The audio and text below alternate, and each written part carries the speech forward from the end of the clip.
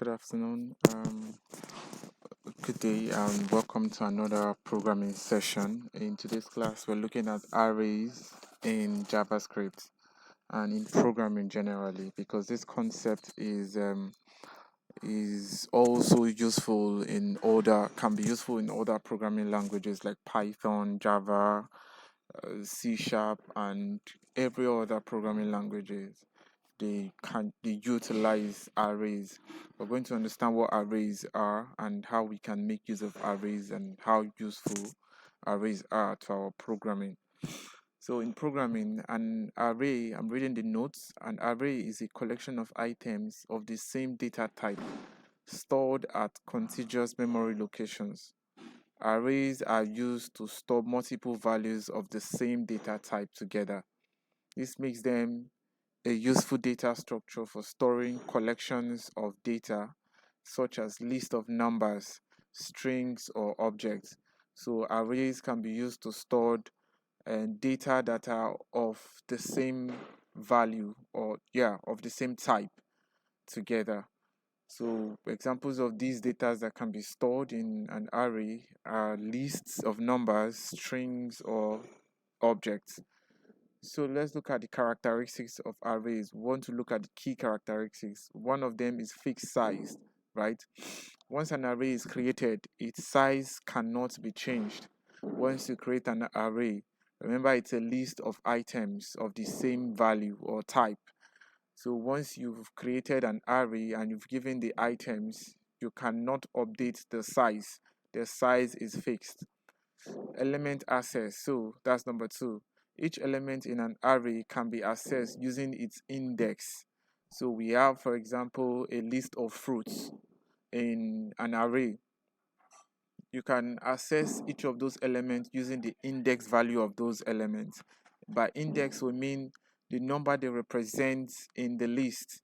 For example, we have up 1 to 10 numbers, right? What number does number 1 represent in the list? That is the index of the number. So we can access elements using the index value of the element. Arrays as contiguous memory, that's number 3. The elements of an array are stored in contiguous memory locations.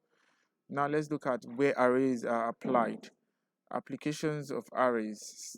Arrays are applied when we are storing data. For example, arrays are commonly used to store collections of data. Remember, collections of data are stored in an array, for example. So such as list of numbers, strings, or objects. So for storing data, we can use arrays to store data. Number 2 is implementing data structures. Arrays are used to implement other data structures such as lists, stacks, and queues. You can read more about this, what lists are, what stacks are, and queues.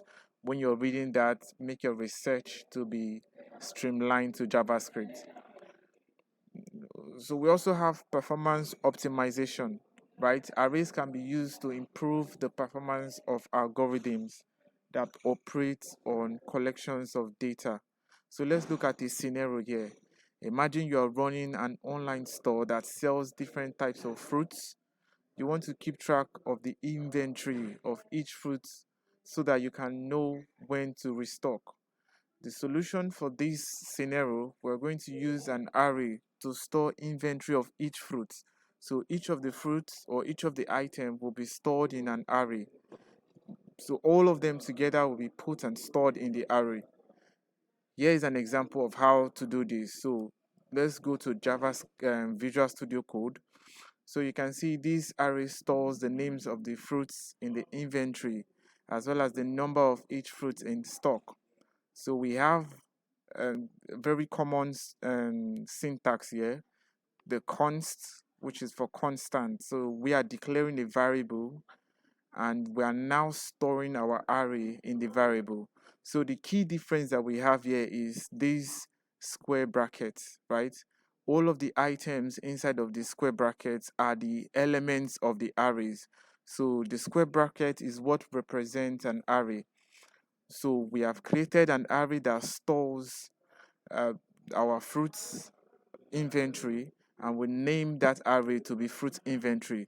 So at every point of our program, we can make reference to this fruit inventory and access elements of that array.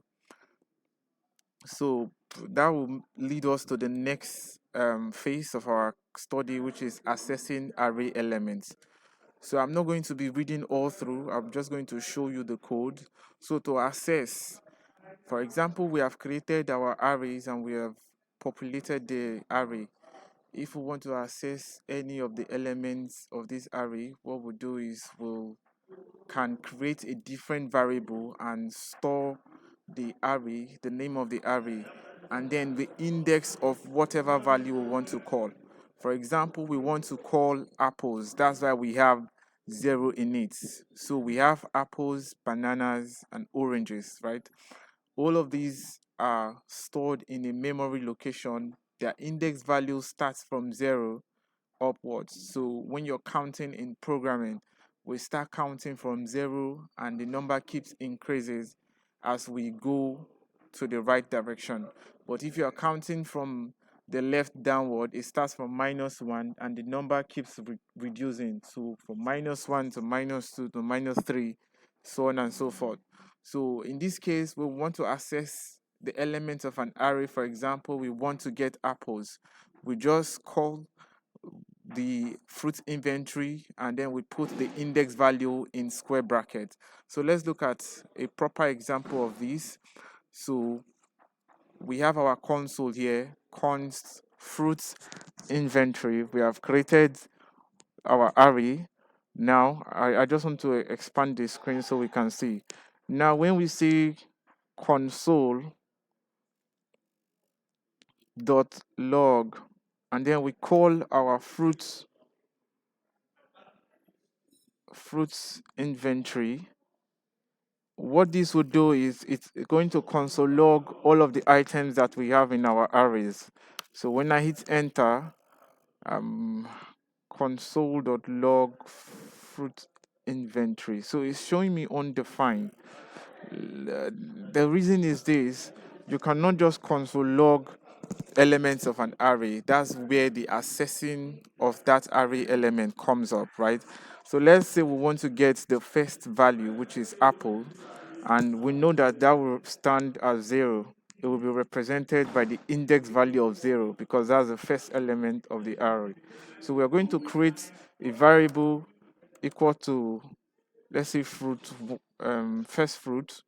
Let's call it first fruit. I'm going to use camel notation for this. And then we'll say equal to fruit inventory. And then because we want to get the very first one, we're going to put in 0 here and we close it. And when we say, so unexpected token, first fruit, oh, so we're not supposed to have equal to after the const. So it's supposed to be const, that's an error, first fruit equal to fruits inventory, and then our stuff like this. So when we console log first fruit,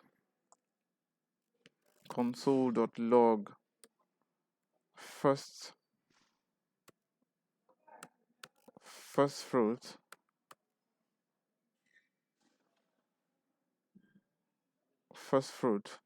is going to give us apples as our answer. I wonder why it's not giving us that, but rather it's giving us undefined. So coming back to our notes, we have our how we can access that. I'm trying to make this video a little bit short so it's not too long. Now, iterating over arrays, that is, it's on the notes. You can go through the notes. It's written over over arrays. There is an explanation there, but I just want to show you the practical for this. So using for loop, we can use different way to iterate over an element of an array. We can use the for loop. We can also use the for each loop. So the very first example here is using the for loop. So we say for blah blah blah.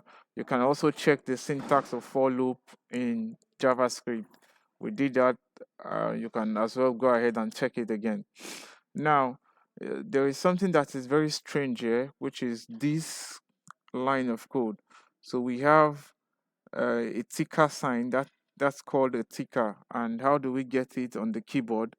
Is by you on my own keyboard when you hold Shift and there is a button, a key before number one. Once you click on that, okay, without Shift, that key that is before number one, that is where you have the template literals.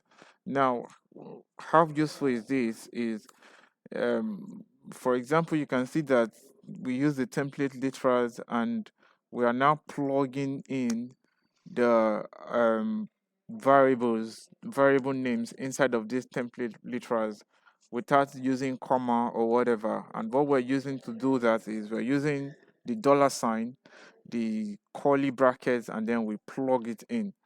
So I'm going to explain this in another video.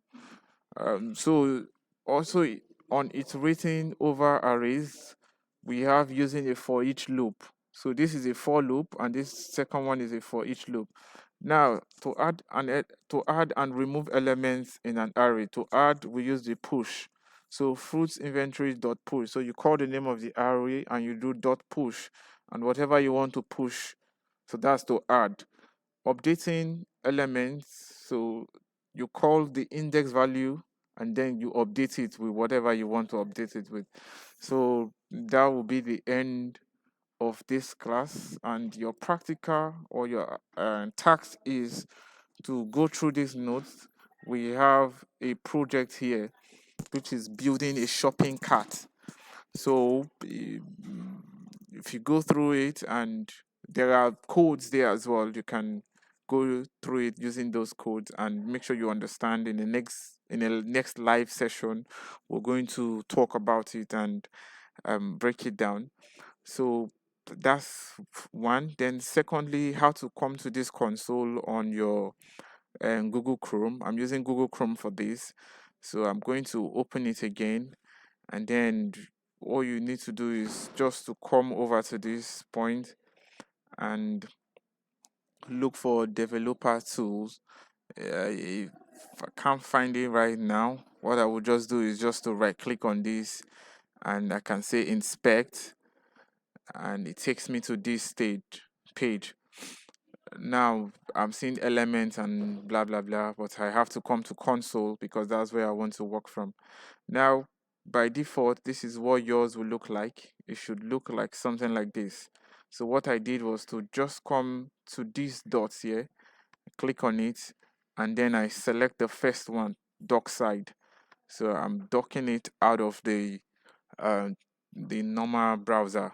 So that will give you the console where you can console dot log anything.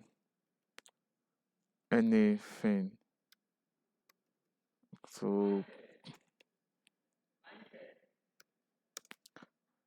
ah, I wonder why it's saying undefined. Console.log anything is undefined. Okay, so that's the end of today's session. I hope to see you in a live session, and if possible, when we start writing um, recode, when we start a live session. So the next video I'll be sending is for the APIs, and that should be the last video, but let's see how it goes.